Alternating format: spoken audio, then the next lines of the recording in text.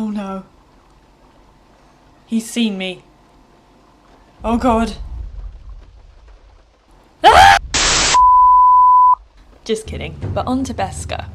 She's a foul-mouthed, violent booze hound Come on, Asha, quit staring, let's get to drinking. who whores just as much, if not more, as protagonist Asha. She's a battle-hardened, heavily scarred woman who's neither romanticised or sexualised. The fact that she doesn't specify the gender of aforementioned whores may well make her the only LGBT candidate on this list. We'll buy the finest wines, the best whores. Sleep in a bed without fleas. Sounds nice, doesn't it? Who needs the best whores when the bad ones are so much more fun? I knew I liked you for a reason. And she's still a well-rounded, three-dimensional character with a tragic backstory. Do you have any idea how rare that is in video games? Actually, scratch that. Do you have any idea how rare that is in fiction full stop?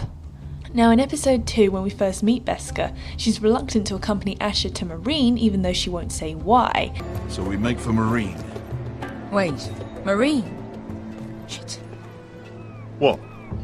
Now as someone who knows the show and the books, I know that Marine in particular is a city built by the blood of slaves, and its most famous draw is its fighting pits, where animals, men, women and children are thrown in and forced to fight to the death for sport.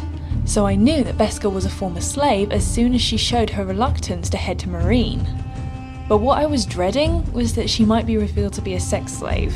The notion of a woman becoming a tough badass after she's been abused by a man or men is something we've seen to death with tough female characters. From Red Sonja to Rebecca from The Walking Dead, even Isabella from Dragon Age has shades of this. But when Beskha does reveal her past, well after getting shit-faced mind you, it's really quite heartbreaking. I was a slave! Here, in this fucking city! I was taken from my home when I was only 3 years old. When I was 7, my master threw me in the fighting pits to die. When my master tired of watching me kill animals for sport, he started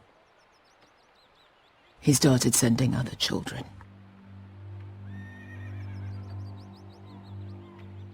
I butchered every one of them. After a while, I thought the fear was gone. I thought I was used to it. You never get used to something like that. But you had no choice. I did. I decided my life was worth saving. But theirs were not. There was this boy. We used to play 5 stones in the alley when we couldn't sleep. When I saw him next, he was in that pit with me.